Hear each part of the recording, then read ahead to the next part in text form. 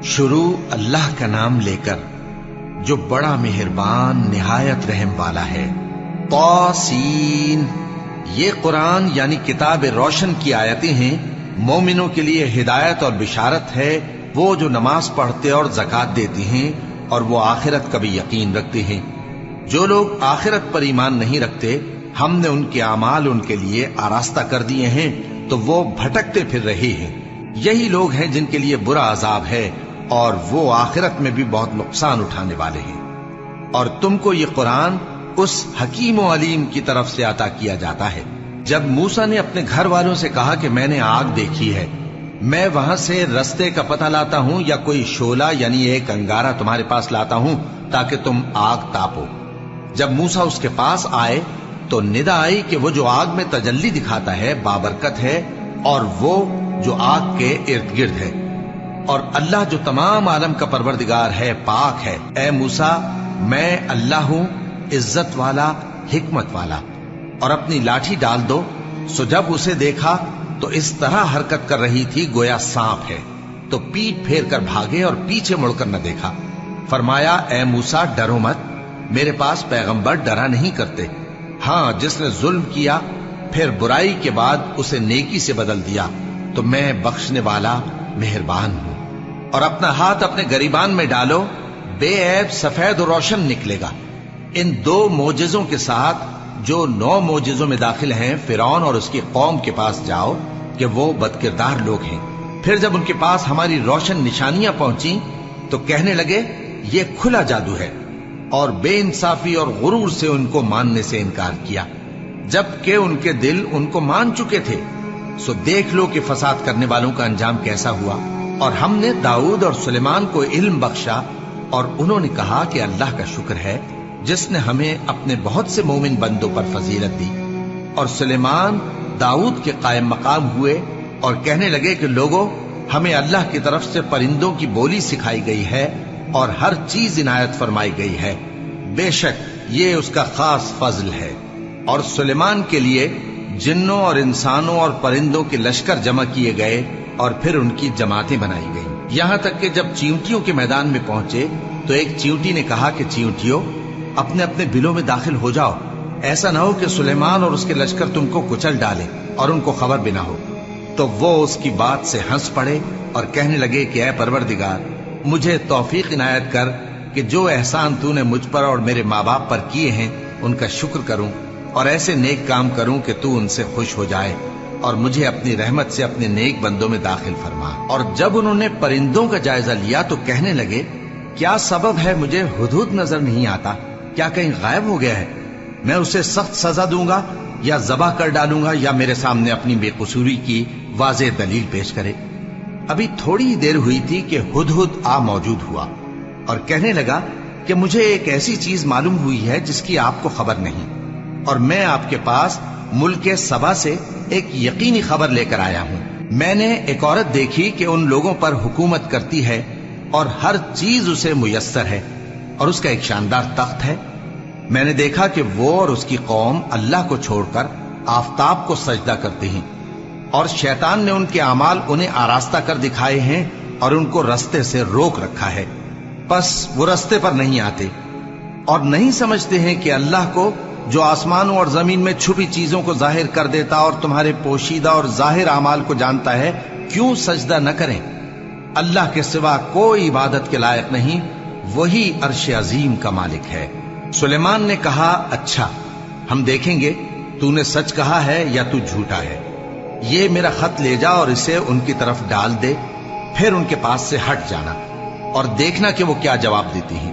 ملکہ نے کہا کہ دربار والو، مجھ تک ایک نامہ گرامی پہنچایا گیا ہے، وہ سلیمان کی طرف سے ہے، اور مضمون یہ ہے کہ شروع اللہ کا نام لے کر جو بڑا مہربان نہایت رحم والا ہے، بعد اس کے یہ کہ مجھ سے سرکشی نہ کرو اور مطیع و فرما بردار ہو کر میرے پاس چلے آؤ۔ خط سنا کر کہنے لگی کہ اے اہل دربار، میرے اس معاملے میں مجھے مشورہ دو، جب تک کہ تم حاضر نہ ہو اور صلاح نہ دو میں کسی کام کا فیصلہ نہیں کیا کرتی۔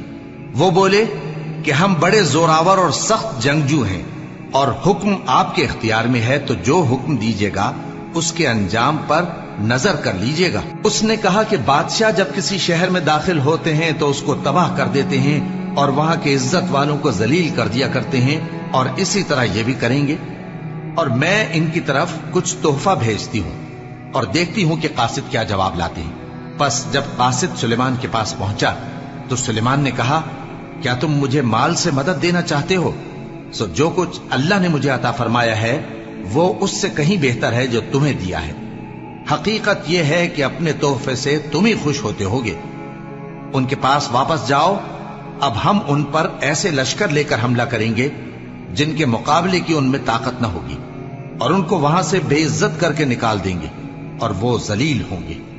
सुलेमान ने कहा कि ऐ दरबार वालों, कोई तुम में ऐसा है कि कबल इसके कि वो लोग फर्माबरदार होकर हमारे पास आए, मलिका का तख्त मेरे पास ले आए? जिन्नात में से एक कवि हैकल जिन ने कहा कि कबल इसके कि आप अपनी जगह से उठें, मैं उसको आपके पास ला हाजिर करता हूं, और मुझे इस पर कुदरत भी हासिल है और अमानतदार भी हूं। एक शख्स जिसको किताब इलाही का इल्म था कहने लगा कि मैं आपकी आंख के झपकने से पहले पहले उसे आपके पास हाजिर किए देता हूं। जब सुलेमान ने तख्त को अपने पास रखा हुआ देखा तो कहा कि यह मेरे परवरदिगार का फजल है ताकि मुझे आजमाए कि मैं शुक्र करता हूं या कुफरान नेमत करता हूं, और जो शुक्र करता है तो अपने ही फायदे के लिए शुक्र करता है, और जो नाशुक्री करता है तो मेरा परवरदिगार बेनियाज है, करम करने वाला है। सुलेमान ने कहा कि मलिका के इम्तिहान अक्ल के लिए उसके तख्त की सूरत बदल दो, देखें कि वो सूझ रखती है या उन लोगों में से है जो सूझ नहीं रखते। फिर जब वो आ पहुंची तो पूछा गया कि क्या आपका तख्त भी इसी तरह का है? उसने कहा कि ये तो गोया हू बहू वही है, और हमको इससे पहले ही सुलेमान की अजमत व शान का इल्म हो गया था, और हम फर्माबरदार हैं। और वो जो अल्लाह के सिवा दूसरों की परस्तिश करती थी, सुलेमान ने उसको उससे मना किया कि वो काफिरों में से थी। उसके बाद उससे कहा गया कि महल में चलिए। जब उसने उसके फर्श को देखा तो उसे पानी का हौज समझा और कपड़ा उठाकर अपनी पिंडलियां खोल दी। सुलेमान ने कहा, ये ऐसा महल है जिसके नीचे भी शीशे जड़े हुए हैं। वो बोल उठी कि परवरदिगार, मैं अपने आप पर जुल्म करती रही थी, और अब मैं सुलेमान के साथ अल्लाह रब्बुल आलमीन पर ईमान लाती हूं। और हमने समूद की तरफ उनके भाई स्वालेह को भेजा कि अल्लाह की इबादत करो, तो वो दो फरीक होकर आपस में झगड़ने लगे। स्वालेह ने कहा कि ऐ कौम, तुम भलाई से पहले बुराई के लिए क्यों जल्दी करते हो, और अल्लाह से बख्शिश क्यों नहीं मांगते ताकि तुम पर रहम किया जाए? वो कहने लगे कि तुम और तुम्हारे साथी हमारे लिए बुरा शुगून हैं।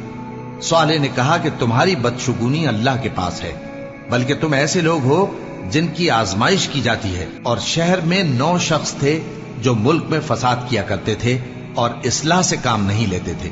कहने लगे कि अल्लाह की कसम खाओ कि हम रात को इस पर और इसके घर वालों पर शबखून मारेंगे, फिर इसके वारिसों से कह देंगे कि हम तो इसके घर वालों के मौके हलाकत पर थे ही नहीं, और हम सच कहती हैं। और वो एक चाल चले, और हमने भी एक तदबीर की, और उनको कुछ खबर न हुई। तो देख लो कि उनकी चाल का अंजाम कैसा हुआ।